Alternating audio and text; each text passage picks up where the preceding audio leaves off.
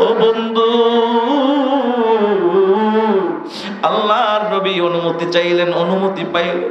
আল্লাহর পয়গম্বর মাকামে মাহমুদ নামে একটি জায়গা, দামি জায়গা, সিজদা করে কাঁদবে।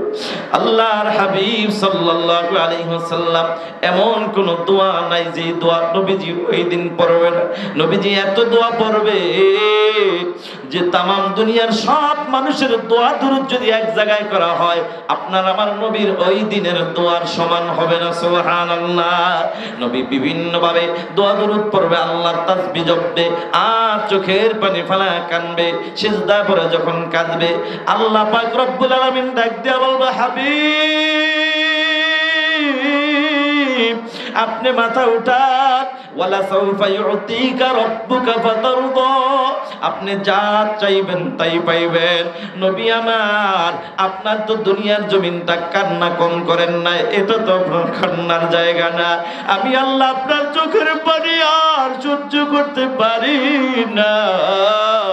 ও নবী, তায়েফের ময়দানে আপনি রক্ত ঝরাইছেন, ওই তায়েফের ময়দানে আপনার রক্ত ঝরতে ঝরতে জুতা পা মুবারক পর্যন্ত জুতার মধ্যে আটকে গেছে। ও নবী, সেদিনই তো আপনি কম কাঁদেন না। আমি আল্লাহ চায়া চায়া দেখছি। সুবহানাকা লা ইলমা লানা ইল্লা মা আল্লামতানা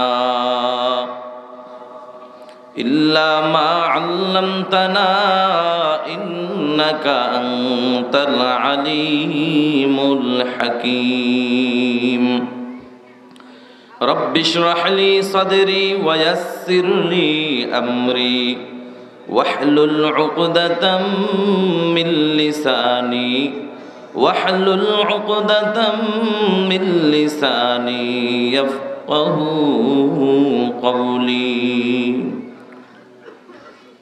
मकबूल तो है शाजा है काबिल तो बहुत है, मकबूल तो है शाजा है काबिल तो बहुत है, ऐना के मनिंदे तो नहीं दिल तो बहुत है, ऐना के मनिंदे तो नहीं दिल तो बहुत है। तौफीक से होती है ये नेमत की खजीना, हर मर्द की ताकत किया और है निशाना। ऐ बंदा खुदा चाहोगा उनकी मुलाकात, ऐ बंदा खुदा चाहोगा उनकी मुलाकात, जल्दी से या बैठे सुन हजरत की नसीहत, जल्दी से या बैठे सुन हजरत की नसीहत। अल्हम्दुलिल्लाह। শ্রীরামপুর সুতিপাড়া কেন্দ্রীয় বড় জামে মসজিদ এর উদ্যোগে আয়োজিত বাৎসরিক ওয়াজ ও দোয়ার মাহফিল, উপস্থিত আজকের মাহফিলের মুহতারাম সম্মানিত সভাপতি জনাব মুজাফফর হোসেন মিনজিল, বিশিষ্ট সমাজসেবক সুতিপাড়া, উপস্থিত আজকের প্রধান অতিথি জনাব মোহাম্মদ ইয়াসিন ফেরদাউস মুরাদ ভাই সহ উপস্থিত আমার উস্তাদ সমতুল্য হযরত উলামা ইকরাম, বিশেষ করে আমার আগে যিনি অল্প সময়ের মধ্যে অত্যন্ত চমৎকার আলোচনা করেছেন, বিশিষ্ট ইসলামী চিন্তাবিদ হযরত মাওলানা মুফতি আরিফুল ইসলাম দামাত বারাকাতুহু আলিয়া সহ অন্যান্য উলামা ইকরাম,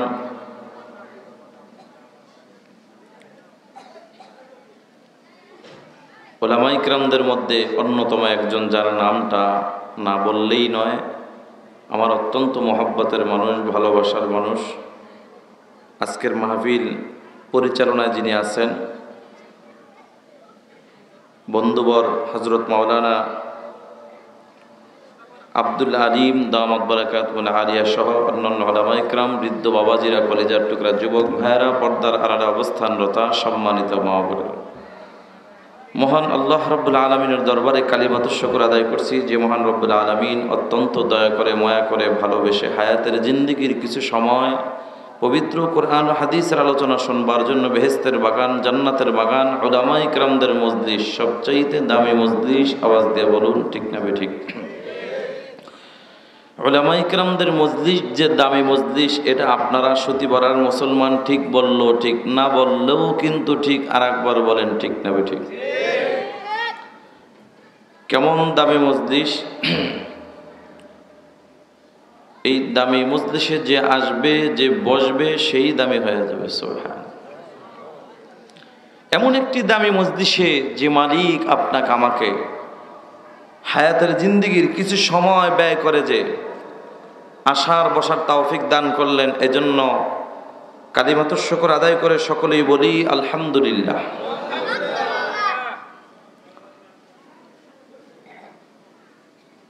মজলিস বড় দামি মজলিস। কেমন দামি মজলিস! বাড়তি সাউন্ডটা বন্ধ করতে হবে। কেমন দামি মজলিস! এই দামি মজলিসে যে আসবে, যে বসবে, সেই দামি হয়ে যাবে। সুবহানাল্লাহ। কিন্তু দামি মজলিসে সকলেই আসতে পারে না। আসলেও আবার তাকায় দেখবেন সকলেই কিন্তু বসতে পারে না। বসলেও আবার তাকায় দেখবেন আখরি মোনাজাত পর্যন্ত সকলেই থাকতে পারে না।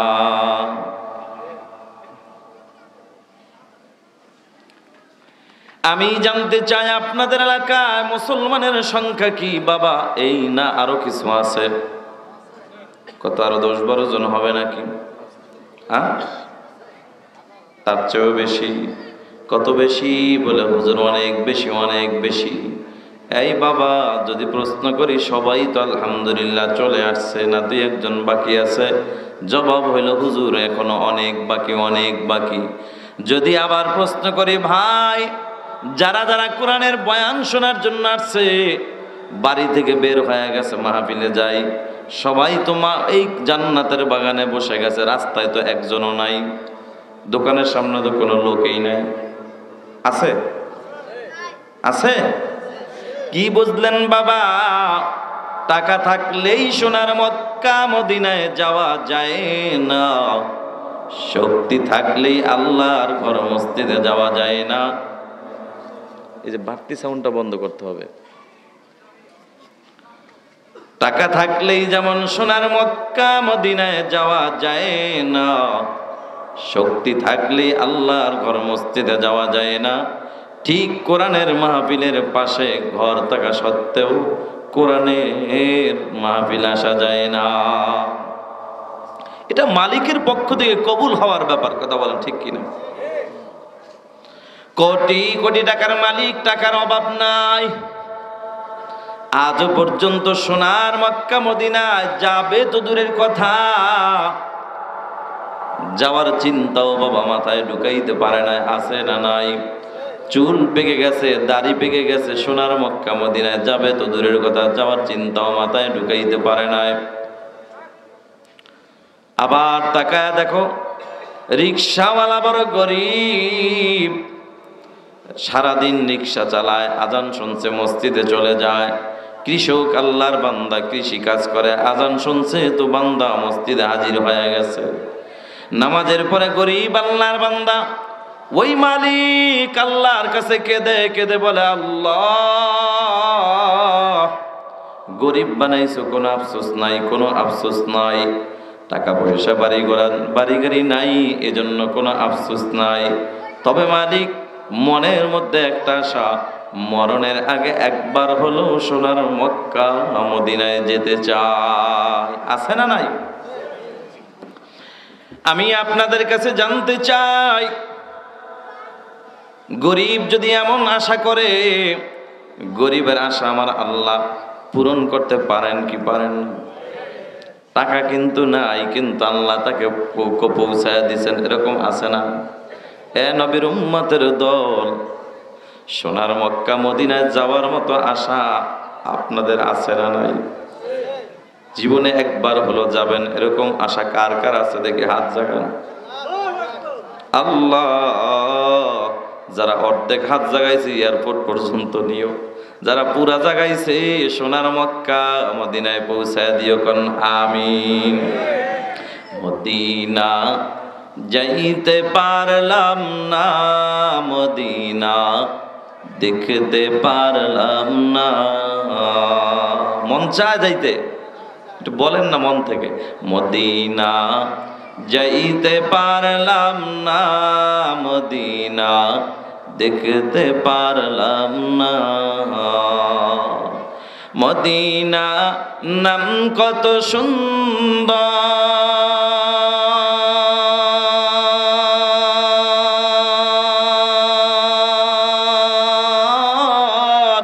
মদিনা কেড়েছে অন্তর। ওই মদিনার পথের ধুলি আমি, ওই মদিনার পথের ধুলি আমি মাখতে পারলাম না, মদিনা যাইতে পারলাম না, মদিনা দেখতে পারলাম না। আমি অসহায় তাই এত দূরে রই, আমি অসহায় তাই এত দূরে রই, শুধু সালাম জানাই মদিনা যাইতে পারলাম না, মদিনা দেখতে পারলাম না। খারাপ লাগে? মদিনা নাম কত মধু,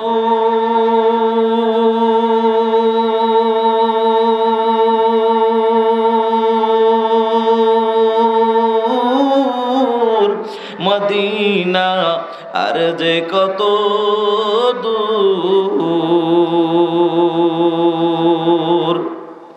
পাখির ন্যায় ডানা থাকলে আমি, পাখির ন্যায় ডানা থাকলে আমি যেতাম মদিনায়, মদিনা যাইতে পারলাম না, মদিনা দেখতে পারলাম না। আয় আল্লাহ, আমার সাথে মদিনার গান যারা গাইছে, যারা একটু আগে হাত জাগাইছে, মরণের আগে একবার হলো সবাইকে সোনার মক্কা মদিনায় পৌঁছায় দিও কোন আমিন। বাবাজি, বুঝাইতে চাইলাম টাকা থাকলেই যেমন সোনার মক্কা মদিনায় যাওয়া যায় না, শক্তি থাকলেই যেমন আল্লাহর ঘর মসজিদে যাওয়া যায় না, ঠিক কোরআনের মাহফিলও আসা যায় না। এটা মালিক আল্লাহর পক্ষ থেকে কবুল হওয়ার ব্যাপার। আমরা যারা আসলাম বসলাম, আমাদেরকে আসার তৌফিক দান করলেন যিনি, তিনি কে? সে মালিকের দরবারে কালিমাতুশ শুকর আদায় করি, আলহামদুলিল্লাহ। কি বেশি ভাষাইতে গেলে ওই এগুলা সাউন্ডগুলা অতিরিক্ত আসে না? একটু ভাষাইতে গেলে হালকা একটু দিয়ে দাও, কষ্ট হয়। ভাইয়ের আমার, আমি আপনাদের মাঝে সূরা নাজিয়া থেকে আয়াতে কারিমা তেলাওয়াত করেছি। আল্লাহর হাবিব সাল্লাল্লাহু আলাইহি ওয়াসাল্লামের অসংখ্য হাদিস থেকে ছোট্ট একখানা হাদিস আপনাদের মাঝে পেশ করেছি। তা আমার তেলাওয়াতকৃত আয়াত ও হাদিসের উপরে ইখলাসের সাথে আমলের নিয়তে ধৈর্যের পরিচয় দিয়ে অল্প সময়ের মধ্যে কিছু কথা বলার সাথে সাথে আপনাদের মতো নেককার পরহেজগার আল্লাহওয়ালা বান্দাদেরকে ইখলাসের সাথে আমলের নিয়তে ধৈর্যের পরিচয় দিয়ে অল্প সময়ের মধ্যে কিছু কথা শ্রবণ করার তৌফিক আমার আল্লাহ দান করুক। সবাই বলুন আমিন। আমার বরিশালের ভাষা আপনাদের বুঝতে কি কষ্ট হয়? আপনাদের থানা কি ধামরাই থানা না? তাহলে ধামরাইয়ের মুসলমান সবাইকে আমার ভাষা বোঝেন? আমার ভাষা বুঝতে পারেন না এরকম কে কে আছেন? হাত জাগান তো, যে বোঝেন না। একজনও নাই? কিন্তু আমার তো মনে হয় দুই একজন ছাড়া বাকি কেউ বোঝেন না, কারণ কথার উত্তর পাচ্ছি না। আপনারা কি সবাই সজাগ আছেন? আমি এখন ওয়াজ শুরু করব। ওয়াজ শুরু করার আগে জানতে চাই আপনাদের ওয়াজ শোনার মতো একটু রুচি আছে, মনোযোগ আছে, ঘুম আসতেছে, সজাগ আছেন? ধামরাইয়ের মুসলমান তো এত তাড়াতাড়ি ঘুমানোর কথা না, তারপরে একটু পরীক্ষা করি। সবাই কি সজাগ? এই পিছনের বাইরে কি সজাগ আছেন? সবাই সজাগ? দেখি তো ঘুমাইছেন কে কে, হাত জাগান। কেউ সবাই যদি ঘুমায় তাহলে ওয়াজ করুম কীভাবে? যারা হাত জাগাইছে কোনো অসুবিধা নাই, টেনশন নাই, আপনি ঘুমান না এটা আমিও জানি। একবার আর দুইবার নয়, শতবারও যদি হাত জাগায় বলেন হুজুর আমি ঘুমাইছি। আমার বাড়ি বরিশাল জেলায়, আমরা বরিশালের মানুষ ভালো করে জানি ঘুমন্ত মানুষ কখনো হাত জাগাইতে পারে না, ঠিক কিনা? তবে যারা হাত জাগাইছেন ঘুমান না সত্য, তবে এখনো কিন্তু কোরআনের মাহফিল 100% মনোযোগ বসে। আত্মাটাকে পবিত্র করার জন্য দুইটা মেডিসিন লাগবে। এক নম্বর মেডিসিনের নাম হইল তাকওয়া। তাকওয়া মানে হলো আল্লাহর ভয়। আর এই তাকওয়া নামক মেডিসিন যদি অন্তরে ঢুকে যায়, আল্লাহর কসম ওই যুবক যুবতীকে কেউ পিটায়াও গুনার কাজে নামাইতে পারবে না। কথা বলেন ঠিক কিনা? এ পর্দানালের মা, আল্লাহর কসম করে বলে যায়, তাকওয়া নামক মেডিসিন যদি অন্তরে ঢুকে যায়, ও মা তোমার বোরকা ছাড়া দূরের কথা মাগো, তুমি চেহারাটা খুইলা কখনো মার্কেটে যাইতে পারবা না, রাস্তাঘাটে নামতে পারবা না। কারণ একটাই, তোমার অন্তরে তাকওয়া নামক মেডিসিন নাই। যেভাবে ইচ্ছা তুমি সেভাবেই চলতেছো। তাকওয়া এমন একটা দামি মেডিসিন। তাকওয়া নামক মেডিসিন যদি অন্তরে ঢুকে যায়, ওই বান্দার দ্বারা কোনোদিন কোনো মানুষ কষ্ট পাবে না, কোনো মানুষ কোনোদিন ঠকবে না। কথা কোন ঠিক কিনা? ও নবীর উম্মতের দল, তাকওয়া নামক মেডিসিনের পাওয়ার কত দেখো। আল্লাহর নবীর প্রিয় সাহাবী হযরত ওমর ফারুক রাদিয়াল্লাহু তাআলা আনহু রাতের গভীরে হাঁটতেছে এলাকার জনগণের খোঁজ খবর নিতেছে। হযরত ওমর রাতের শেষ ভাগে হঠাৎ করে একটা ছোট্ট একটা ঘরের কিনারায় যা ব্রেক হয়ে গেল। ভিতর থেকে একটা আওয়াজ, মা মেয়েকে ডাক দিয়া বলে, বেটি আজকে দুধ কি দহন করা হয়েছে? বলে হ্যাঁ হ্যাঁ হয়েছে। বলে মা গো, দুধ তো একটু কম হয়েছে তুলনামূলক আগের চাইতে। মা ডাক দিয়া কবে, বেটি টেনশন করবে না, কম হয়েছে তো কি হয়েছে, একটু পানি মিশায় দিলেই তো দুধ বেড়ে যায়, অসুবিধা কোথায়? মেয়েটা ডাক দিয়া কয়, মা গো আমি পানি মিশাইতে পারবো না। কেন পারবা না? কয় মা হযরত ওমর নিষেধ করেছে। আল্লাহু আকবার। ও কলেজের টুকরা যুবক ভাই, বৃদ্ধ বাবাজিরা, ও পর্দার আড়ালের মা, তাকওয়া নামক মেডিসিন এমন দামি একটা মেডিসিন। তাকওয়া নামক মেডিসিনের পাওয়ার কত দেখো। আল্লাহর বান্দি ডাক দিয়া কামা গো আমি পারবো না, হযরত ওমর নিষেধ করছে। মা ডাক দিয়া কা, বেটি তুমি আসলেই বোকা হয়ে গেছো, হযরত ওমর নিষেধ করছে তো কি হয়েছে? ওমর তো এখন নাই, ওমর তো দেখে না, ওমর ঘুমায়। মেয়েটা ডাক দিয়ে কয়, মা গো হযরত ওমর যদিও দেখে না, কিন্তু ওমরের আল্লাহ কিন্তু দেখে। মুসলমান কথাটা শুই না হযরত ওমরের মনটা নরম হয়ে গেল, দিলটা নরম। আমার রাষ্ট্রের মধ্যে এমন আল্লাহওয়ালা লোক এখনো আছে, মনটা ভইরা গেছে, এত ভালো লোক আছে, কোনো টেনশন নাই। হযরত ওমর দিনের বেলা আইসা এবার ওই আল্লাহর বান্দির ঘরটা নক করলেন, দরজা খুললেন, ডাক দিয়া কাও, আল্লাহর বান্দি তোমার মেয়ের সাথে তোমার কি হয়েছে রাতের বেলা একটু খুলে বলো। সব ঘটনা খুলে বলার পর আল্লাহর বান্দিকে ডাক দিয়া কয়, তোমার মেয়েটার কথাটা আমার এত পছন্দ হয়ে গেছে, আমি ওমর আমার ছেলের সাথে তোমার মেয়ের জন্য বিবাহের প্রস্তাব দিয়া দিলাম। সুবহানাল্লাহ। মহিলা ডাক দিয়া কয়, আমার মেয়ের সাথে, আমরা গরিব মানুষ, আর একজন রাষ্ট্রপতি আইসা আমার মেয়ের ব্যাপারে বিবাহের প্রস্তাব দিয়েছে, এটা সাধারণ কোনো ব্যাপার না। কথা কোন ঠিক কিনা? বিশাল ব্যাপার। এখানে একটা জিনিস বোঝার আছে বাবা, ও অভিভাবক যারা আছেন, ছেলের বাবা মেয়ের বাবা শুনে নেন। ও পর্দার আড়ালের মা, ছেলের মা মেয়ের মা, ভালো করে বুঝে নেন। এখানে একটা বোঝার বিষয় আছে। 14 বার মক্কা মদিনায় গেছেন হাজী সাহেব, এখনো দুনিয়ার লোভটা অন্তর থেকে সরাইতে পারেন নাই, এখনো অন্তরের মধ্যে দুনিয়ার লোভ।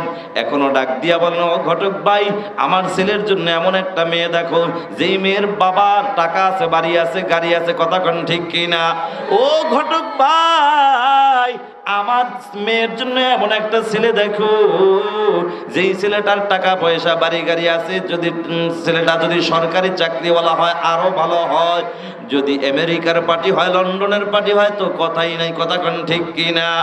ও হাজী সাহেব, অথচ তুমি মুসলমান হিসেবে তোমার বলা উচিত ছিল রে ভাই, আমার ছেলেটাকে বিবাহ করাবো এমন একটা মেয়ে আমার ছেলের জন্য দেখো, যেই ছেলেটা হবে দিনদার পরহেজগার আল্লাহওয়ালা, কথা কোন ঠিক কিনা?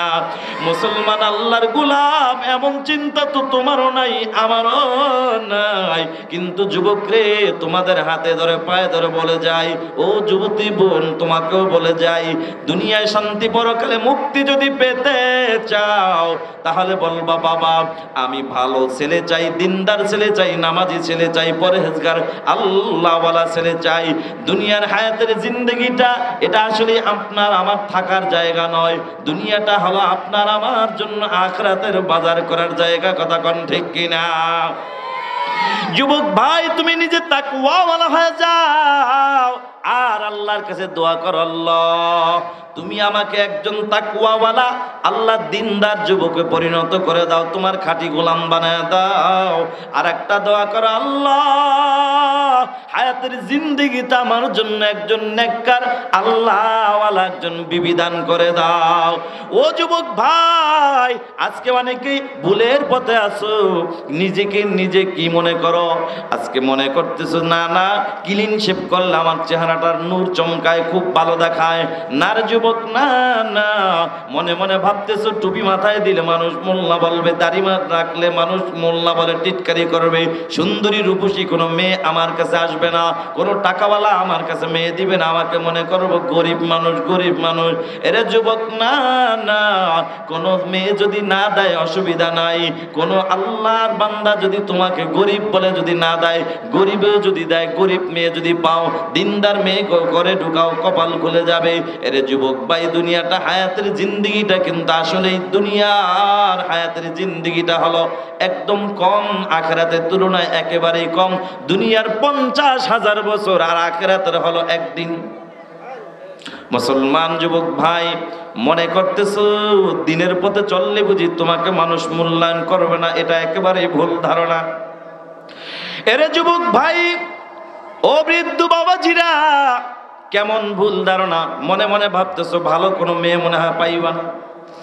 ও পর্দার আড়ালের মা গো, তুমিও দিনের পথে চললে, আল্লাহ এবং আল্লাহ রাসূলের হুকুম মাইনা যদি চলো, মনে হয় তুমি দুনিয়ায় সম্মান পাইবা না। না না, দুনিয়ায় তো সম্মান পাইবা, তবে আখিরাত স্থায়ী জায়গায় তোমার সম্মানের কোনো অভাব হবে না, ঠিক কিনা? এরে যুবক ভাই, আল্লাহর নবীর একজন সাহাবী হযরতে সাদ সালিম রাদিয়াল্লাহু তাআলা আনহু ছিল যুবক, চেহারা ছিল কালো, ঠোঁট ছিল মোটা, গরিব বংশের মানুষ। ইসলাম গ্রহণ করার আগে নবীজির কাছে যায় বলে, ওগো আল্লাহর পয়গম্বর, আমি গরিব বলে কেউ আমাকে গুরুত্ব দেয় না, চেহারাটা কালো বলে কেউ আমাকে ভালো নজরে দেখে না, গরিব বলে আমাকে কেউ গোনায় ধরে না। ওগো আল্লাহর নবী, কেউ আমাকে বসতেও দেয় না, জায়গা দেয় না, কিন্তু আমি কালো মানুষ, যদি আমি ঈমান আনি আল্লাহ কি জান্নাতে জায়গা দিবে কিনা? সুবহান আল্লাহর নবী ডাক দিয়ে কয়, আল্লাহর বান্দা কোনো টেনশন করবা না, আরে তুমি তো ঈমান যদি আনো, ঈমান আনতে দেরি আল্লাহ তাআলা তোমার নামটা জাহান্নামের খাতা থেকে কাইটা জান্নাতের খাতা উঠাইতে দেরি করবে না। সুবহান। যুবক ঈমান আনলো, ঈমান আনার কিছুদিন পরে, মাস চলে যায়, কয়েক মাস যাওয়ার পরে আল্লাহর নবীর কাছে হাজির, ডাক দিয়া কও, গো আল্লাহর নবী, আমি ঈমান আনলাম, আল্লাহ তো জান্নাতের ওয়াদা দিছে, কিন্তু দুনিয়ার মানুষ তো এখনো ভালোবাসে না। কি হয়েছে? আপনি রাসূল, আপনার একটা সুন্নাতের আমল এখনো করতে পারি নাই, বিবাহ করা আপনার সুন্নাত। ওগো আল্লাহর নবী, আমি সুন্নাত পালন করতে পারি না, কেউ আমার কাছে মেয়ে দেয় না, কালো বলে কেউ আমাকে মেয়ে দেয় না, কেউ আমাকে মূল্যায়ন করে না। আল্লাহর নবী ডাক দিয়ে কয়, সাদ, তুমি ইসলাম গ্রহণ করেছো, আরে তোমার কাছে কেউ মেয়ে দেয় না, শুনে নাও, তোমার দাম তো আল্লাহ তাআলা শুধু আখিরাতে নয়, আল্লাহ দুনিয়াতেও তোমার দাম বাড়ায় দিছে, দেখো কিভাবে। যাও যাও মদিনার একজন ধনাঢ্য ব্যক্তি আমর ইবনুল ওয়াহাবের কাছে যাও, ওই ওয়াহাবের কাছে যাইয়া আমি নবীর ফয়সালা শোনায় দাও যে আল্লাহর হাবিব সাল্লাল্লাহু আলাইহি ওয়াসাল্লাম আপনার সুন্দরী মেয়ের সাথে আমি সাদের সাথে বিবাহ দিয়া দিছেন। সুবহানাল্লাহ, ফয়সালা দিয়া দিছেন। এখন যুবক তো এক কদম দুই কদম সামনে আগায়, আবার একটু পিছিয়ে যায়। রে সাধারণ মানুষ আমার কাছে মেয়ে দেয় না, আর মদিনার সবচেয়ে ধনাঢ্য ব্যক্তি মেয়ে দিবে? আবার কয় না না, কথা তো দামি লোকের দামি জবানের কথা, কথা কোন ঠিক কিনা? নবীর দামি জবানের কথা, এই কথা তো মিস হইতে পারে না। আল্লাহর গোলাম যুবক এক কদম দুই কদম করে সামনের দিকে আগায়, কিছু দূর যাওয়ার পরে আবার ব্রেক দেয়, আবার চিন্তা করে না নবীর কথা তো ভুল হইতে পারে না। বুক ভরা আশা নিয়ে যাইয়া আমর ইবনুল ওয়াহাবের দরজা যাইয়া সালাম দিয়া কয়, ও আল্লাহর বান্দা, আল্লাহর নবীর ফয়সালা, এটা আপনার মেয়ের সাথে আমার বিবাহ আল্লাহর রাসূল ঘোষণা দিয়া দিছে। আর বড় লোক ধনাঢ্য ব্যক্তি আমর ইবনুল ওয়াহাবের মাথা গরম হয়ে গেছে। কি বললা তুমি? হ্যাঁ, একবার চিন্তা করে দেখছো তুমি কোথায় আর আমি কোথায়? চেহারা দেখাই সব ভুলা গেছে, নবীর কথাটা পর্যন্ত ভালো করে শোনে নাই।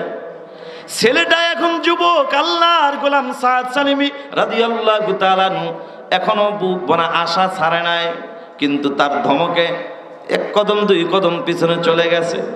হায় রে, নবীর কথা তো মিথ্যা হতে পারে না, কিন্তু এই লোকটা যে আমার ধমক দিল, কেমন যেন একটু পিছনের দিকে ব্যাগ দিচ্ছিল। এমন সময় ভিতর থেকে একটা আওয়াজ, মেয়েটা ডাক দিয়ে কয়, ও যুবক দাঁড়াও, আরে আমার বাবা রাজি না হইলে হবে কি, আমি রাজি হয়ে গেলাম। বাবাকে ডাক দিয়ে কয়, বাবা তুমি কি একবার চিন্তা করে দেখছো? ও বাবা, যদিও এই গরিব প্রস্তাবটা নিয়ে আসছে, কিন্তু প্রস্তাবটা তো গরিবের জবানের প্রস্তাব না, যে প্রস্তাবটা তো দিয়েছেন স্বয়ং রাসূলুল্লাহ সাল্লাল্লাহু আলাইহি ওয়াসাল্লামের পক্ষ থেকে। ও বাবা, তুমি তো নিজেকে ধ্বংসের দিকে নিয়ে গেলা, কি করলা তুমি? এটাকে কাজ করলা কিনা? তবে বাবা শুনে নাও, তুমি রাজি না হইল, আমি তোমার একমাত্র আদরের কন্যা, আল্লাহর রাসূলের ফয়সালা আর থেকে আমি দূরে সরতে চাই না। ও পর্দার আড়ালের মা, এখান থেকে আপনার একটা শিক্ষা, যে আপনি তো চান দুনিয়াকে প্রাধান্য দেন, আখিরাতকে প্রাধান্য দিতে পারেন না। ভাইয়ারা আমার, হযরত ওমর রাদিয়াল্লাহু তাআলা আনহু দুনিয়াকে প্রাধান্য দেন নাই, কোথায়? আখিরাতকে প্রাধান্য দিয়েছেন। ডাক দিয়া কও, আল্লাহর বান্দি, তোমার মেয়ের সাথে আমার ছেলের বিবাহের প্রস্তাব দিলাম, তুমি রাজি কিনা বলো। আল্লাহর বান্দি ডাক দিয়া কয়, খলিফাতুল মুসলিমিন, আপনি যদি রাজি থাকেন আমি কেন রাজি থাকবো না। বিবাহ পড়ায়া দিলেন। বাস এবার যখন জয় তার পুত্রবধূকে নিয়ে বাড়িতে চলে যায়, পুত্রবধূকে একদিন হযরত ওমর ডাক দিয়া কয়, মা তোমার কাছে আমি ওমরের একটা আবদার, মা তোমার টাকা পয়সা বাড়ি গাড়ি দেখা কিন্তু আমি আমার ছেলের জন্য তোমাকে আনি নাই। এরে মা, তোমাকে আমি ওমর কেন আমার ঘরে নিয়ে আসছি জানো? আমি তো এনেছি একমাত্র শুধুমাত্র তোমার তাকওয়া ইখলাস দেখা। সুবহানাল্লাহ, তোমার আমলের মধ্যে ইখলাস আছে, তাকওয়া আছে, এই জন্য আমি তোমাকে নিয়ে আসছি, কোনো টেনশন নাই। হ্যাঁ, তুমি এক কাজ করো, তোমার কাছে আমার একটা আবদার হলো, তুমি যেন আমি ওমর যখন ঘর থেকে বের হওয়া আমার কাছে একটা কথা বারবার আমার কানে শোনায়া দিবা। বলে কোন কথা? বলে ওই যে তুমি একটা কথা বলেছিলা, গভীর রাত আমি কানের মধ্যে শুনেছিলাম, তুমি বলেছ হযরত ওমর যদিও দেখে না, ওমরের আল্লাহ কিন্তু দেখে। কথা কান ঠিক কিনা? ওরে মুসলমান আল্লাহর গোলাম, ও যুবক ভাই, ও বৃদ্ধ বাবাজিরা, ও পর্দার আড়ালের মা, হযরত ওমর এই কথাটা কেন বললো? একটু চিন্তার বিষয় বাবা, গভীরভাবে একটু চিন্তা করে দেখেন ওমর কেন বলছে। মেয়েটা ডাক দিয়া কা, বাবা আপনি কেন এই কথা আপনাকে শোনাবো, আপনার আবদার করার কারণটা কি?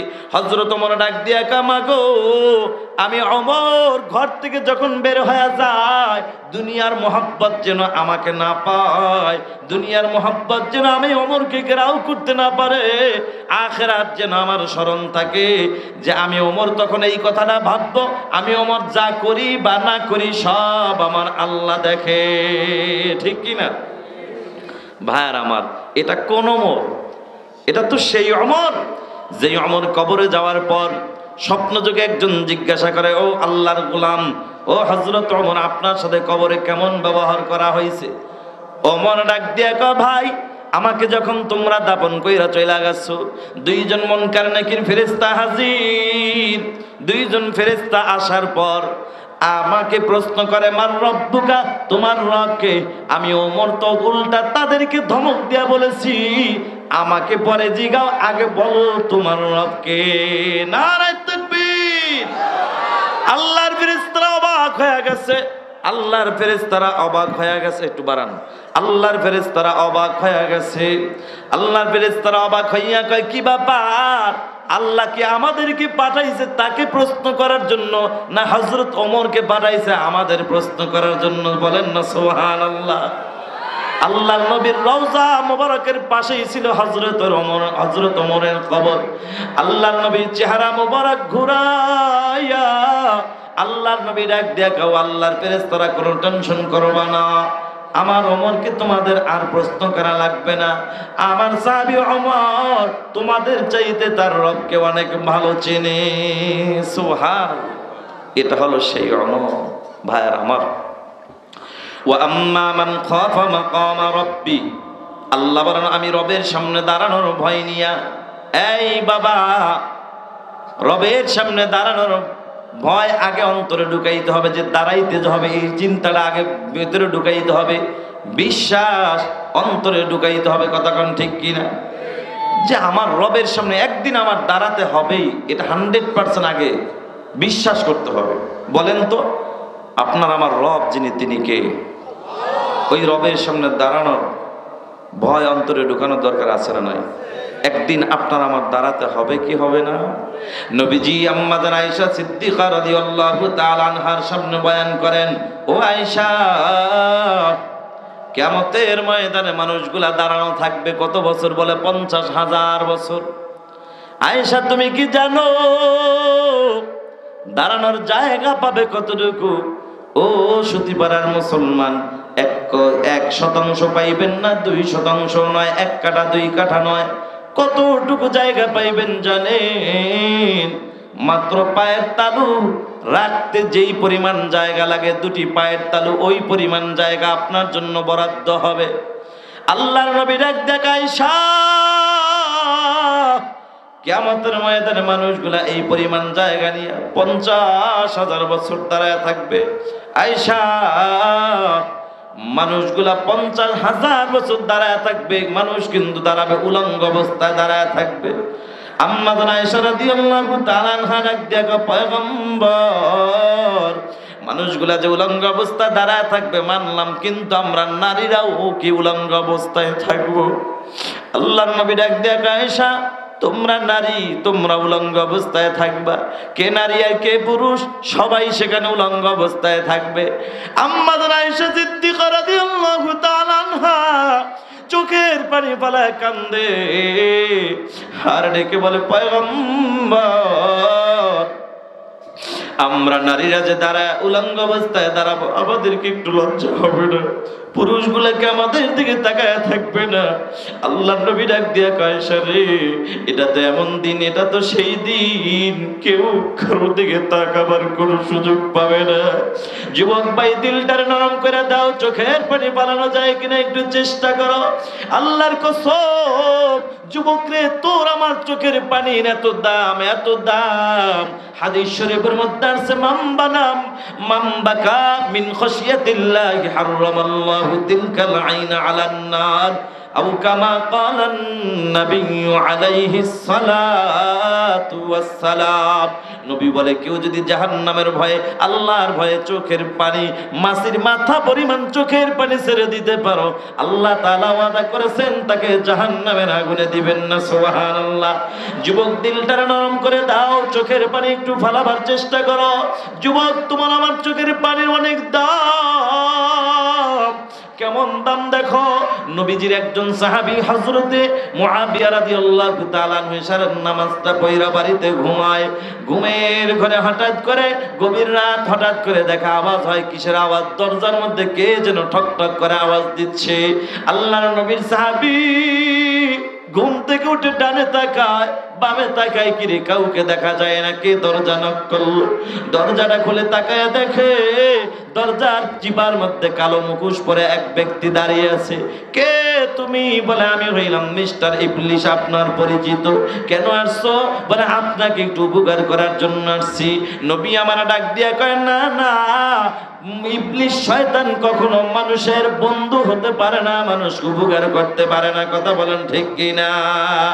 আল্লাহ বলেন, ইয়া আইয়ুহাল্লাযীনা আমানু দুখুলু ফিস সিলমি কাফা ওয়া লা তাত্তাবিউ খুতুওয়াতিশ শাইতান ইন্নাহু লাকুম আদুউম মুবিন।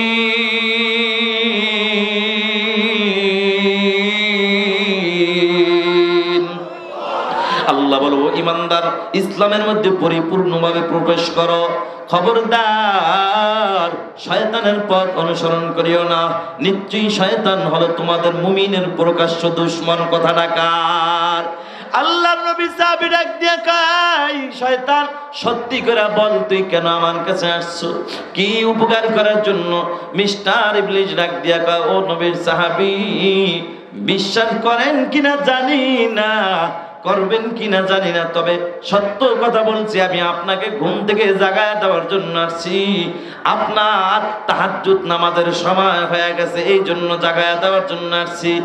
আল্লাহর নবীর সাহাবী ডাক দিয়া কয়, না না, আমি বিশ্বাস করি না, কারণ এটা তোর কাজ না। তোর কাজ হইল বরঞ্চ তাহাজ্জুদ ব্যক্তি, তাহাজ্জুদ গুজার ব্যক্তি সময় হয়ে গেলে তাকে আরো টিপা টিপা ঘুম পাড়ায় দেওয়া। কথা বলেন ঠিক কিনা? আল্লাহর নবীর সাহাবী গাছের সাথে বাইদা, এবার শক্ত করে বাইদা ডাক দিয়া কয়, সত্যি করে বল, কেন আসছস, উদ্দেশ্য কি বল? এবার মিস্টার ইবলিস তো আটকা পড়ে গেছে, এখন তো না বলে কোনো উপায় নাই। ডাক দিয়া কও, আল্লাহর নবীর সাহাবী, বিশ্বাস করেন আমি আপনাকে জাগাইতে আসছি, তবে এটা সত্য, কোনো সন্দেহ নাই, কিন্তু আমার জাগানোর মধ্যে উদ্দেশ্যের মধ্যে ভেজাল। বলে কি ভেজাল? বলে আমি গতকালকে আপনাকে একটু ঘুম পাড়ায় দিয়েছিলাম, আপনি ঘুমায় গেছেন, তাহাজ্জুদটা নিয়মিত পড়তে পারেন না। সকালবেলা ঘুম থেকে উঠা চোখের পানি ছেড়ে দিয়ে কাঁদেন, আপনার চোখের পানিগুলো আমার আল্লাহর আরশ পর্যন্ত ধাক্কা লেগে যায়।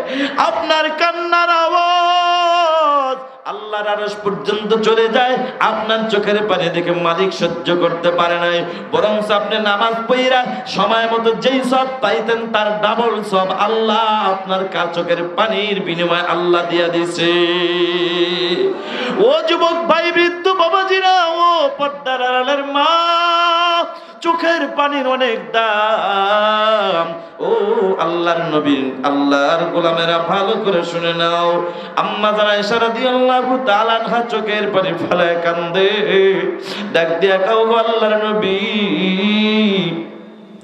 আমরা নারী, আমরাও কি এভাবে উলঙ্গ থাকবো? বলে হা হা, কেউ তাকাবে না। কয় না আয়েশা, তাকাবার কোনো সুযোগ নাই, কোনো চান্স নাই। কিয়ামতের ময়দান তো এমন কঠিন, বলে দুনিয়াতে বৈজ্ঞানিক বলে 9,30,00,000 মাইল উপরে হলো বর্তমান সূর্য। এই সূর্যটার তাপ যখন বেড়ে যায়, ও যুবক, গরমের সময় অনেক সময় ছাতা ছাড়া আমরা বের হইতে পারি না। কিছু দূর যাওয়ার পর আবার ব্রেক দিয়া গাছ খুঁজতে থাকে, গাছের নিচে একটু দাঁড়াবো। এটা হলো আপনার আমার চিন্তা। যুবকরা একটু চিন্তার বিষয়, যেই সূর্যটা উল্টা বিলে এখন আছে, তাও আবার 9,30,00,000 মাইল উপরে। কিয়ামতের ময়দানে সূর্যটাকে ভাও কইরা আবার আল্লাহ তাআলা মাথার কাছাকাছি নিয়ে আসবেন। তখন সূর্যের তাপে মাথার মগজগুলো টকবক টকবক করতে থাকবে, মাটির জমিনটা তামা হয়ে যাবে, মানুষগুলা দাঁড়ায় থাকতে পারবে না, মানুষগুলা দাঁড়ায় থাকতে পারবে না, মানুষগুলা এখন অস্থির হয়ে যাবে। কি করা যায়? সবাই দৌড় মারবে, সিদ্ধান্ত নেবে চল আমরা পয়গম্বরদের কাছে যাই। সবাই দৌড় মাইরা সর্বপ্রথম আল্লাহর পয়গম্বর আদম নবীর কাছে হাজির। আদম নবীর কাছে যাইয়া ডাক দিয়া বলবো, আল্লাহর পয়গম্বর আদম নবী, আপনি আল্লাহর কাছে যাইয়া আমাদের ব্যাপারে একটু সুপারিশ করেন। আল্লাহ যদি আমাকে জান্নাত দান করে জান্নাতে যাব, আমাকে যদি জাহান্নামে যেতে হয় জাহান্নামে যাব, কিন্তু বিচারের কাজটা যেন তাড়াতাড়ি সমাধান করে। আর দাঁড়ায় থাকতে পারি না। এরে যুবক, দিলটারে নরম করে দে, চোখের পানি ফলাইয়া দে। যুবক রে, মনে মনে ভাবতেছো এখনো কান্নার সময় হয় নাই। না রে যুবক, না না, কবে তুমি কাঁদবা? তোমার কাঁদার সময় কিন্তু চলে যায়। মনে মনে ভাবতেছ আরো 10 বছর হায়াত পাইবা। না যুবক, এটার কোনো গ্যারান্টি নাই। এরে যুবক, গত 1 সপ্তাহ, 1 থেকে 1.5 সপ্তাহে এই তোমাদের পাশেই মানিকগঞ্জ জেলার একটি ঘটনা আমি পত্রিকায় দেখেছি। যুবক রে, এক আল্লাহর বান্দা তার বিবিকে অসুস্থ, এই জন্য ঢাকা মেডিকেলে ভর্তি করেছে। বিবি ঢাকা মেডিকেলে অসুস্থ অবস্থায় আল্লাহর ডাকে সাড়া দিয়ে চলে গেল। স্বামী এখন কান্দে, বিবি তাকে চাইরে চলে গেছে। বিবির লাশটা এখন স্বামী কান্না করে অ্যাম্বুলেন্সে করে মানিকগঞ্জের দিকে নিয়ে আসতেছিল। জানাজা দিবে, দাফন করবে, কিন্তু আল্লাহর খেলা বোঝা যায় না। হঠাৎ কইরা ওই অ্যাম্বুলেন্সের চাক্কাটা বাস্ট হইয়া একটা গাছের সাথে লাইগা আল্লাহর বান্দা এখন স্বামীও দুনিয়া থেকে বিদায় হয়ে গেছে। আল্লাহর বান্দা যুবক, কিসের বাহাদুরি করো, কিসের অহংকার করো, কিসের অহংকার করো? জমিনের মধ্যে আসলেই তোমার আমার চাইতে বড় অহংকারওয়ালা লোক, বড় অহংকারওয়ালা লোক, যাদের দাপটে মানুষগুলা থরথর করে কাঁপছে। এখন অন্ধকার 3.5 কবরে ঘুমায়। আরে মানুষ তো এখন ভয়ে কাঁপে না, মানুষকে ধমক দিবে দূরের কথা, একটা শিয়াল যে তার লাশ কইটা খায়, ওই শিয়ালটাকেও পর্যন্ত তাড়ানোর ক্ষমতা ওই নেতার নাই। কথা বলো ঠিক কিনা? ওরে যুবক ভাই, বৃদ্ধ বাবাজিরা, ও পর্দারের মা, হাসরের ময়দানটা একটু কঠিন। সূর্যের তাপে মানুষগুলা অস্থির হয়ে যাবে, মানুষগুলা আর দাঁড়ায় থাকতে পারবে না। বন্ধু, সবাই দৌড় মারবে পয়গম্বর আদম নবীর কাছে। পয়গম্বর আদম নবীর কাছে যায় বলবে, ওগো আল্লাহর পয়গম্বর, আপনি আমাদের ব্যাপারে একটু সুপারিশ করেন, আল্লাহ বিচারের কাজটা যেন তাড়াতাড়ি সমাধান করে।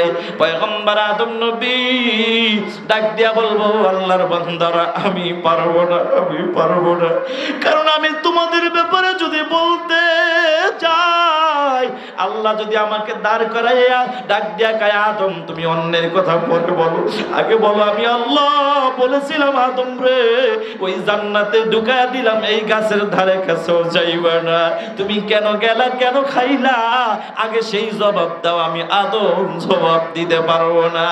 আল্লাহর বান্দারা সবাই বস্তির। পয়গম্বর আদম নবীর থেকে ফেরত চলে আসবে, এবার চলে যাবে পয়গম্বর নূহ আলাইহিস সালামের কাছে, ইব্রাহিম আলাইহিস সালামের কাছে যাবে, মুসা আলাইহিস সালামের কাছে যাবে, ঈসা আলাইহিস সালামের কাছে যাবে। এক এক করে যত নবীর কাছে যাবে সবাই ফিরায় দিবে, বলবে আমি পারবো না, না জানি আমি কোন আসামির কাঠ করে দাঁড়ায় যাই, আল্লাহর আদালতে না জানি আমি ধরা খায়া যাই। ও বন্ধু, সবাই এবার ঠিকানা দিবে, যাও। ঈসা নবী একটা ঠিকানা দিবে, যাও, আমি ফেল হয়ে গেলে এমন একটা ঠিকানা দেব, যেই ঠিকানায় তোমরা ফেল হবা না, যেই ঠিকানা যার কাছে দিব, যেই ঠিকানা দিব ওই লোকটা তোমাদেরকে ফিরায় দেব না। চিল্লায় বলেন না আল্লাহু আকবার। ও কলিজার টুকরা যুবক, বুঝার বাকি নাই, তিনি হবেন কে? তিনি হলেন তোমার এবার আমার দয়ার নবী মায়ার নবী জনাবে মুহাম্মদুর রাসূলুল্লাহ দু জাহানের বাদশা সরকার দু আলম নবী মুহাম্মদুর রাসূলুল্লাহ সাল্লাল্লাহু আলাইহি ওয়াসাল্লাম জোরে কন্না সুবহানাল্লাহ। মানুষগুলা সবাই দৌড়মাইরা পয়গম্বর আদম আপনার আমার নবীর কাছে যাবে। নবীজি বলবে হা হা আসছো ভালো কথা, আমি একটু দেখি আমার আল্লাহ, আমার আল্লাহর কাছে আমি একটু আগে একটু যাই না নেই, আমি আল্লাহর কাছে একটু আগে আমি আল্লাহর কাছে অনুমতি নিয়ে নেই। অনুমতি ছাড়া সেদিন নবীরও কোনো ক্ষমতা থাকবে না। আল্লাহর নবী বলবে তোমরা দাঁড়াও, আমি আমার মালিক আল্লাহর কাছ থেকে অনুমতি নিতে চাই। আমার আল্লাহ আমাকে যদি অনুমতি দেয় তাইলে আমি পয়গম্বর সুপারিশ করব। ওরে মুসলমান নবীর উম্মতের দল, কিসের বাহাদুরি করো? দুনিয়ার জমিনে বুক ফুলায়া হাঁটতেছো, অহংকারী ভাব দেখাও যুবক। তোমার এই অহংকারী ভাবটা আছে ততক্ষণ সুস্থ আছো, যতক্ষণ তোমার চাইতে বড় অহংকারওয়ালা বড় বিরাট দেহের অধিকারী আল্লাহর বান্দা অসুস্থ, হাসপাতালের বেডের মধ্যে শুয়ে আছে, সেলেন লাগায়া রাখছে। আল্লাহর বান্দা একটা মশা আর মাছি তার আবার শক্তিও তার নাই, আল্লাহ উঠায় নিয়ে গেছে, আছে না নাই? মুসলমান আল্লাহর গোলাম, ও যুবক ভাই একটু চিন্তা করো, দুনিয়ায় যে তুমি আমি অহংকার করি, হাসরের ময়দানে অহংকারী চলবে না। আল্লাহর পয়গম্বর আপনার আমার নবী জনাবে মুহাম্মদুর রাসূলুল্লাহ সাল্লাল্লাহু আলাইহি ওয়াসাল্লাম, যাকে সৃষ্টি না করলে আসমান জমিন। ও বন্ধু, আল্লাহর নবী অনুমতি চাইলেন, অনুমতি পাইলেন। আল্লাহর পয়গম্বর মাকামে মাহমুদ নামে একটি জায়গা, দামি জায়গা, সিজদা করে কাঁদবে। আল্লাহর হাবিব সাল্লাল্লাহু আলাইহি ওয়াসাল্লাম এমন কোন দোয়া নাই যে দোয়া নবীজি ওই দিন পড়বে না। নবীজি এত দোয়া পড়বে যে তামাম দুনিয়ার সব মানুষের দোয়া দুরূদ যদি এক জায়গায় করা হয়, আপনার আমার নবীর ওই দিনের দোয়ার সমান হবে না। সুবহানাল্লাহ। নবী বিভিন্ন ভাবে দোয়া দুরূদ পড়বে, আল্লাহর তাসবিহ জপবে, আর চোখের পানি ফেলা কাঁদবে। সিজদা পড়ে যখন কাঁদবে, আল্লাহ পাক রব্বুল আলামিন ডাক দিয়া বলবে হাবিব আপনি মাথা উঠান, ওয়ালা সাউফা ইউতিকা রাব্বুকা ফাতারদা, আপনি যা চাইবেন তাই পাইবেন। নবী আমার, আপনার তো দুনিয়ার জমিনটা কান্না কম করেন না, এটা তো আপনার কান্নার জায়গা না। আমি আল্লাহ আপনার চোখের পানি আর সহ্য করতে পারি না। ও নবী, তায়েফের ময়দানে আপনি রক্ত ঝরাইছেন, ওই তায়েফের ময়দানে আপনার রক্ত ঝরতে ঝরতে জুতা পা মুবারক পর্যন্ত জুতার মধ্যে আটকে গেছে। ও নবী, সেদিনই তো আপনি কম কাঁদেন না। আমি আল্লাহ চায়া চায়া দেখছি, কিন্তু এখন কিন্তু আমি আল্লাহ আর সহ্য করতে পারবো না। আপনি মাথা উঠান, আমার কাছে যা চাইবেন আমি আল্লাহ আপনার আশা পূরণ করে দিব। আল্লাহর নবী মাথা উঠায় বলবে, আল্লাহ আপনি তাড়াতাড়ি বিচারের কাজটা একটু সমাধান করেন। আল্লাহ পাক বলবেন ঠিক আছে নবী, আপনি যান, আপনি কাকে পাঠাইবেন আগে পাঠান। আল্লাহর হাবিব সাল্লাল্লাহু আলাইহি ওয়াসাল্লাম এবার সর্বপ্রথম সিদ্দিক আকবর হাতটা ধরে বলবে, আবু বকর আপনি যান, আল্লাহর আদালতে দাঁড়ান, আপনার হিসাব নেওয়া হবে। আবু বকর দাঁড়ায় কান্দে, বলবে নবী গো, আমি আবু বকর যাওয়ার সাহস পাই না। ও যুবক ভাই, বৃদ্ধ বাবাজিরা, ও পর্দার মা, আজকে 2-3টা দিন তাহাজ্জুদ পড়তে পারলে নিজেকে বড় বুজুর্গ মনে করি রে যুবক। জুমার দিন একদিন নামাজ পড়তে পারলে নিজেকে বড় মুসল্লি মনে করি, বড় ইবাদতওয়ালা মনে করি। ও বাবা, একটা চিল্লা লাগাইতে পারলে, 3 দিন চরমনায় যাইতে পারলে নিজেকে বড় বুজুর্গ মনে করি না। যুবকরে কেমনে বুঝাবো, কেমনে আমি তোমাদেরকে বুঝাবো? সিদ্দিক আকবর এমন নাকি অর্জন করেছিল, সেই সিদ্দিক আকবর কয় আল্লাহর নবী গো, আমি দাঁড়াইতে পারবো না, আমার ভয় লাগে, কারণ আমার হায়াতের জিন্দেগির বেশিরভাগ সময় ইসলাম গ্রহণ করার আগেই কাইটা গেছে। ও নবী, আল্লাহ যদি সেদিনের কথাগুলো প্রশ্ন করে আমি কি জবাব দিব? এটা কোন আবু বকর জানো? ওরে ধামরাই থানার মুসলমান, এটা তো সেই আবু বকর, বলবো কিনা? এটা তো সেই আবু বকর। আল্লাহর নবী আম্মা জান আয়েশা রাদিয়াল্লাহু তাআলা আনহাকে নিয়ে জ্যোৎস্না রাতে গল্প করতেছে। আম্মা জান আয়েশা রাদিয়াল্লাহু তাআলা আনহা ডাক দিয়া কও, আল্লাহর নবী, আমি জানতে চাই এই যে আকাশের মধ্যে তারকারাজি দেখা যায়, এই তারকার সমান কি আপনার কোন সাহাবীর নেকি আছে কিনা? জোরে কন্না সুবহানাল্লাহ। আল্লাহর নবী কয় হ্যাঁ হ্যাঁ আছে। আম্মা জান এখন তো মনে মনে হাসতেছে, মুস্কে হাসি। আম্মা জান আয়েশা রাদিয়াল্লাহু তাআলা আনহা মনে মনে ভাবতেছেন নিশ্চয়ই আমার বাবা আবু বকরই হবে। আল্লাহু আকবার। আল্লাহর নবী ডাক দিয়ে কয় আয়েশা আছে আছে। বলে কে আছে? নবীজি একটু শুনতে মন চায়। ওই যে ভাবছে যে আমার বাবা আবু বকরের কথাই তো বলবে, তাড়াতাড়ি শুনতে মন চায়। নবী আমার ডাক দিয়া কয় আয়েশা আছে, তবে সে হল আমার সাহাবী হযরত ওমর। নারে তাকবীর। আল্লাহর নবী কথাটা বলার পরে আম্মা জানের মনটা একটু মলিন হয়ে গেল, চেহারাটা মলিন, মনটা খারাপ হয়ে গেল। নবী বুইজা ফেলাইছে আমার বিবি আয়েশার মন খারাপ। এই আয়েশা, বুইজা ফেলাইছি তোমার মন খারাপ হয়েছে। বলে হ্যাঁ ইয়া রাসূলুল্লাহ, মন খারাপ। কারণ সাহাবায়ে কেরাম কখনো মিথ্যা কথা বলে নাই, নবীও বলে নাই, নবীর বিবিরাও বলে নাই। কথা বলেন ঠিক কিনা? মুসলমান আল্লাহর গোলাম আম্মা জান আয়েশা রাদিয়াল্লাহু তাআলা আনহা বলে হ্যাঁ হ্যাঁ নবী, মনটা একটু খারাপ। তুমি ভাবছিলা তোমার বাবা আবু বকরের কথা বলবো? বলে হ্যাঁ হ্যাঁ সত্য কথা, এটাই সত্য।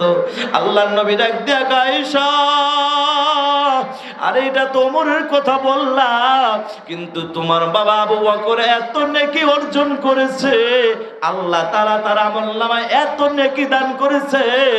বলে সেই আবু বকরের নেকির তুলনা দেওয়ার জন্য আমি নবী জানি দুনিয়ার জমিনে এখনো ওই পরিমাণ বস্তু আল্লাহ বানায় না। নারে তাকবীর। ওরে মুসলমান আল্লাহর গোলাম, মনকে বুঝাও মন। সেই আবু বকর যদি বলে নবী আমি আল্লাহর আদালতে দাঁড়াইতে ভয় পাই, তাইলে তোমার আমার কি অবস্থা হবে রে যুবক? ওরে আল্লাহর গোলাম যুবক, একটু মনকে বুঝাও মন। বাকি জীবনটা যেন আল্লাহর গোলামি করে কাটাইতে পারি, আল্লাহ তৌফিক দান করুক। জোরে বলুন না আমিন। আবু বকর এবার চলে গেল। আবু বকর যাওয়ার পরে আল্লাহ ডাক দিয়া আবু বকর আপনি কেন ভয় পান, কেন ভয় পান? আবু বকর আল্লাহ পাক বলবে আবু বকর আপনার কোনো টেনশন নাই, কারণ আমার বন্ধু আপনার ব্যাপারে একটা কথা বলেছেন।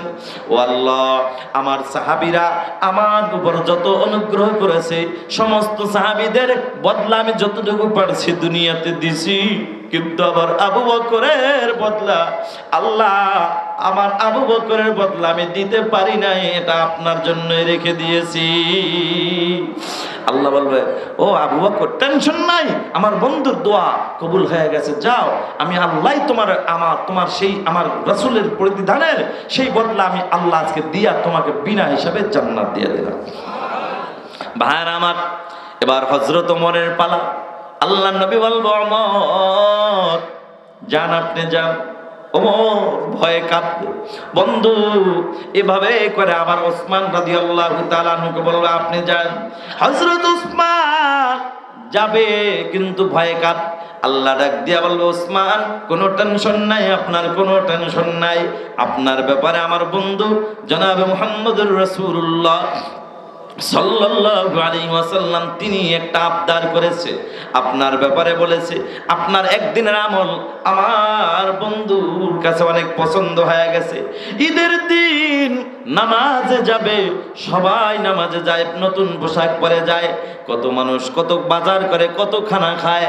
আল্লাহর নবী বিবিরা ডাক দিয়া কা, ও নবী কিছু টাকা দিয়া যান, আমরাও আপনার বিবিরা সবাই মিলে আমরা ঘরে খানার আয়োজন করব। মদিনার গরিব অসহায় বিধবা নারীরা আসলে, কেউ আসলে তাদেরকে আমরা ঈদের দিন আজকে সেমাই দিব, তো ভালো খাবার দেওয়ার চেষ্টা করব। নবী পকেটে হাত দিয়া কয়, আয়েশা আমি নবীর কাছে তো টাকা নাই, দিব কিভাবে? নবী তো চলে গেলেন, আল্লাহর উপর ভরসা করো। একটু পরে হযরত উসমান রাদিয়াল্লাহু তাআলা আনহু উট ভরা খাবার নিয়ে নবীজির ঘরে ঘরে ঘরে ঘরে পৌঁছায় দিছে। আল্লাহর নবী নামাজ পড়ে আসছে, এসে দেখে ঘরে খানা। কি ব্যাপার, খানা কোথার থেকে আসলো? আপনার সাহাবী হযরত ওসমান রাদিয়াল্লাহু তাআলা খানা এভাবে করে দিয়া দিছে, পৌঁছায় দিছে। আল্লাহর নবী হাত উঠায়, আল্লাহ আমার ওসমান এত কিছু আমার জন্য করেছে, আমার সাহাবী ওসমানের জন্য আল্লাহ তোমার কাছে আবদার জানাই, হাসরের ময়দানে ওসমানের বিচারটা সহজ কইরা দিও। নারে তাকবীর! যুবক ভাইয়ারা, বৃদ্ধ বাবাজিরা, এই জন্য বেশি বেশি আল্লাহ রাস্তায় দান করবেন। দেখবেন হযরত ওসমান রাদিয়াল্লাহু তাআলা আনহুর মতো আপনার আমার বিচারগুলো সহজ হয়ে যাবে। ও নবীর উম্মতের দল, ওয়া আম্মা মান খাফা মাকামা রাব্বি, আমি রবের সামনে দাঁড়ানোর ভয় নিয়া, ওয়া নাহান নাফসা আনিল হাওয়া, নিজের নফসটাকে যে পবিত্র রাখবে, গুনাহ মুক্ত রাখবে। আল্লাহ বলেন, ফা ইন্নাল জান্নাতা হিয়াল মাওয়া,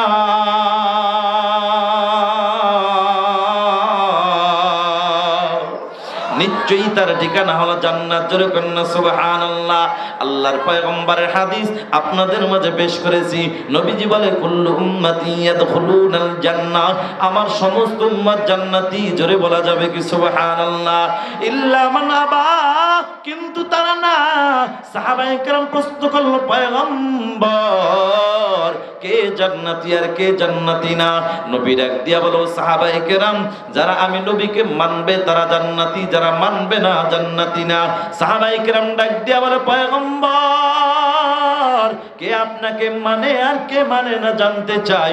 নবী ডাক দিয়া কা, ও সাহাবায়ে কেরাম যারা আমি নবীর সুন্নাত মানে, আমি নবীর আদর্শ মানে, তারাই আমি নবীকে মানে, তারাই জান্নাতের মেহমান। ও মুসলমান, এখন নবীর আদর্শ মানার দরকার আছে না নাই? নবীর সুন্নাতের উপর আমল করা দরকার আছে না নাই? এরে যুবক ভাই, আল্লাহর নবী অন্য হাদিসের মধ্যে বলেন, লা ইউমিনু আহাদুকুম হাত্তা আকুনা হাব্বা ইলাইহি মিন ওয়ালিদিহি ওয়া ওয়ালাদিহি ওয়ান নাসি আজমাইন, আও কামা ক্বালা আন-নাবিয়্যু আলাইহিস সালাতু ওয়াস সালাম।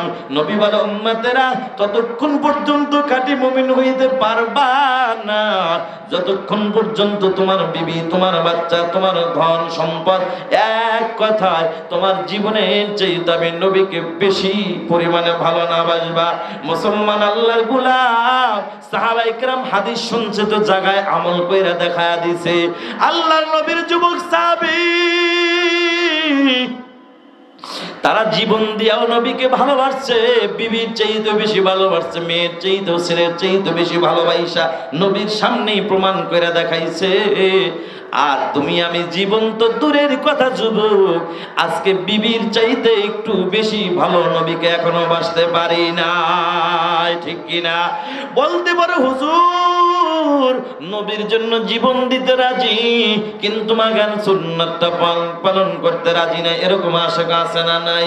এখানে অনেক আশা আছে, কয় হুজুর নবীকে বিবির চাইতে বেশি ভালোবাসি।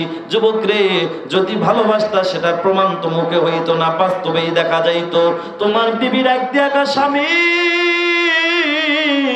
দাড়িটা কামাইলে বড় ভালো দেখা যায়, ক্লিন শেভ করলে বিবির কাছে বড় আনন্দ লাগে।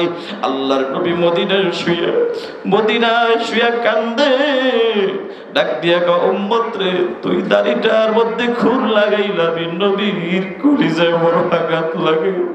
এখন যুবক, তোমার চিন্তার বিষয়, তুমি কি নবীর কলিজায় আঘাত দিবা না তোমার বিবিকে খুশি করবা? এখন তোমার চিন্তা, তুমি বলবা বিবি রে, ও বিবি আমার, তুমি ও কোন নারী যদি বলে ও স্বামী আমার, তোমার দাড়িটা যখন আমি আসছিলাম তোমার ঘরে তখন দাড়ি দেখি নাই, এখন ওয়াজ শুইনা দাড়ি রাখছো, তাবলিগে যায় দাড়ি রাখছো, চরমনে যায় দাড়ি রাখছো, ও স্বামী আমার, তোমার মতো দাড়িওয়ালা স্বামী পছন্দ করি না। তুমি বলবা বিবি গো, তোমারও ভালোবাসি, নবীরও ভালোবাসি, তোমারও রাখতে চাই, নবীর সুন্নাত ধরে রাখতে চাই, তবে বিবি হা তোমাকে রাখতে যাইয়া আমি নবীর সুন্নাত ছাড়তে পারবো না, তবে নবীর সুন্নাত ধরে রাখতে যাইয়া তোমার মতো বিবিকে ছাড়ার জন্য প্রস্তুত। কথা কোন ঠিক কিনা? ও কলিজার টুকরা যুবক ভাই, বৃদ্ধ বাবাজিরা, ও পর্দার আড়ালের মা, ভালো করে শুনে নাও, নবীর সুন্নাতের উপর আমল করা দরকার আছে না নাই? আল্লাহর নবীর আদর্শ মানো, কারণ কিয়ামতের ময়দানে ওই নবী তোমাকে ভুলবে না। ও যুবক ভাই, নবীকে তুমি যদি দুনিয়ায় না ভুলো, নবীও তোমাকে হাসরের ময়দানে ভুলবে না। আল্লাহর নবীকে ভালো তো বাসছেন, সাহাবায়ে কেরাম জীবন দিয়া ভালোবাসছেন। মার চাইতে বেশি ভালোবাসা, বাবার চাইতে বেশি ভালোবাসা, বিবির চাইতে বেশি ভালোবাসা দিয়েছেন। সুবহানাল্লাহ। ছোট্ট সাহাবী হযরতে আবু তলহা ইবনে বরা রাদিয়াল্লাহু তাআলা আনহু নবীজির দরবারে হাজির, তার বাবাও হাজির, হযরত তলহা ইবনে বরা রাদিয়াল্লাহু তাআলা। ছোট্ট মানুষ, বরা তার বাবার নাম। ওই হযরত বরা নবীজির বয়ান শুনতেছেন, বাচ্চাও নিয়ে আসছেন, বাচ্চাও বয়ান শুনতেছেন, কিন্তু সবাই বিদায় নিয়ে চলে যায়, কিন্তু ছোট্ট সাহাবী তলহার যায় না, বাবার হাতটা টাইনা ধরে রাখছে। কি ব্যাপার? আব্বু, আমার সুন্দর নবীর চেহারার দিকে যত তাকাই ততই ভালো লাগে, আমি আরো তাকায়া থাকতে চাই। কিছুক্ষণ দাঁড়ায় থাইকা এবার নবীজির কাছে যায়। ও নবী আমার, আপনি আমাকে কিছু উপদেশ দেন, আদেশ দেন, আমি মানবো। আল্লাহর নবী ডাক দিয়া কয়, সাহাবী তুমি কি আমাকে ভালোবাসো? ও নবী আমার, ভালো তো অবশ্যই আপনাকে বাসি। কতটুকু ভালোবাসো? জীবনের চাইতে বেশি, বাবার চাইতে বেশি, মার চাইতে বেশি। সাহাবী কয়, ইয়া রাসূলুল্লাহ, সবকিছুর চাইতে বেশি। আল্লাহর নবী ডাক দিয়ে কয়, সাহাবী আমি নবী একটু পরীক্ষা করে দেখতে চাই, আসলেই তোমার ভালোবাসার মধ্যে কোনো ভেজাল আছে কিনা। ছোট্ট সাহাবী রাজি হয়ে গেছে। পয়গম্বর, আপনার যেভাবে মন চায় আমাকে পরীক্ষা করেন। আল্লাহর নবীর ছোট্ট সাহাবী এইবার দাঁড়ায় রয়েছে, নবীজি হাতের মধ্যে একটা তলোয়ার দিয়া বলল, যাও যাও, ওই যে তোমার পিতা দেখা যায়, তোমার পিতার গর্দান কাইটা যদি আমি নবীর সামনে হাজির করতে পারো, আমি পয়গম্বর মনে করব তোমার বিবি, তোমার বাবার চাইতে আমি নবীকে বেশি ভালোবাসো। আল্লাহু আকবার। ছোট্ট সাহাবী আর দেরি করে না, ছোট্ট তরবারি হাতে নিয়ে বাবার গর্দান কাটার জন্য একটা দৌড় মারলেন। কিছু দূর যাওয়ার পর দৃশ্যটি দেখি নবী বড় আনন্দ লাগছে। নবী বুঝা পালাইছে আমার সাহাবীর পরীক্ষায় পাশ করেছে। আল্লাহর নবী ডাক দেখায়, সাহাবী দাঁড়াও, আসলে তোমার বাবার গর্দান কাটার জন্য আমি ছুরি দেই নাই। আল্লাহ দুনিয়াতে তো আমাকে পাঠায় নাই, আল্লাহ দুনিয়াতে পাঠাইছে তোমার বাবার সাথে ছেলের সাথে দ্বন্দ্ব সৃষ্টি করার জন্য পাঠায় নাই, মা বাবার সাথে দূরত্ব সৃষ্টি করার জন্য পাঠায় নাই, বরং আল্লাহ পাঠাইছেন কি? আল্লাহ বলেন, ওয়ামা আরসালনাকা ইল্লা রাহমাতাল লিল আলামিন। আল্লাহ বলেন, গোটা জগৎবাসীর জন্য আমি আল্লাহ রহমত স্বরূপ পাঠাইছি। সুবহানাল্লাহ। আল্লাহর নবী ডাক দিয়ে সাহাবী দাঁড়াও, আমার পরীক্ষা হয়ে গেছে, তোমার ভালোবাসার মধ্যে কোনো ভেজাল নাই। আল্লাহর নবীর সাহাবী, এই ছোট্ট সাহাবী একদিন অসুস্থ বিছানায় পড়ে আছে, নবীর দরবারে আসে না। আল্লাহর নবীর মনটা খারাপ, কিরে আমার সেই আদরের সাহাবী কোথায়? বন্ধু, ও যুবক ভাই, ইমাম সাহেব হুজুরের সাথে বেশি সম্পর্ক রাখবা, আলেমদের সাথে বেশি সম্পর্ক রাখবা, ভালো সম্পর্ক রাখবা, যাতে করে তুমি অসুস্থ হয়ে পড়লে তোমার ওই আলেম বন্ধু যেন তোমাকে খোঁজ করে, কি বাবার আমার সেই ভালোবাসার মুসল্লিটা কোথায়, আমার সেই ভালোবাসার যুবক আজকে যে নামাজে আসলো না। এরে যুবক ভাই, এটাই হলো তোমার প্রকৃত বন্ধু। কারণ উলামায়ে কেরামদেরকে দূরে ঠেলে দিও না, এরাই হলো তোমাদের সমাজের মধ্যে সবচেয়ে কাছের বন্ধু। কথা বলো ঠিক কিনা যুবক? আরে তুমি ডাক্তার বলো, ডক্টর বলো, ইঞ্জিনিয়ার বলো, টাকাওয়ালা বলো, বাড়িওয়ালা, গাড়িওয়ালা, কেউ কিন্তু তোমার মরণের পরে জানাজা পড়াবে না। জানাজা তো সেই ব্যক্তি পড়াবে। আরে তুমি যে আলেমদেরকে ভালোবাসতা, উলামায়ে কেরামদেরকে মুহাব্বত করতা, আরে উলামায়ে কেরাম তো হলো নবীর ওয়ারিস। আল উলামা ওয়ারাসাতুল আম্বিয়া, নবীরা হলো, উলামায়ে কেরাম হলো নবীর ওয়ারিস। সুবহানাল্লাহ।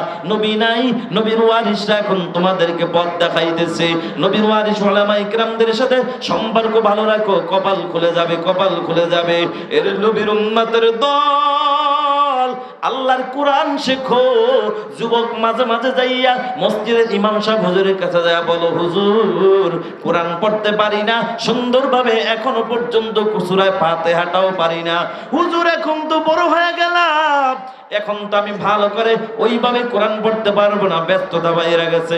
অন্তত হুজুর আমাকে 10টা সূরা একটু ভালো করে আমাকে শিক্ষা দেন, যাতে করে যেন আমি সুন্দরভাবে নামাজগুলো হক আদায় করতে পারি। কথা কোন ঠিক কিনা যুবক? এই কোরআন শিখতে শিখতে যদি দিন তুমি নিয়ত করবে আমি ইমাম সাহেব হুজুরের কাছে যাব, অথবা মাদ্রাসার একজন আলেমের কাছে যাইয়া ফাঁকে ফাঁকে একটু কোরআন শিখবো, যেদিন তুমি নিয়ত করবা সেদিন থেকে তুমি তালিবুল ইলমের ছাত্রের খাতায় নাম উঠে গেছে। সুবহানাল্লাহ। এমন সময় যদি তুমি মারা যাও, তুমি শহীদ মর্যাদা পাওয়া যাইবা। সুবহান।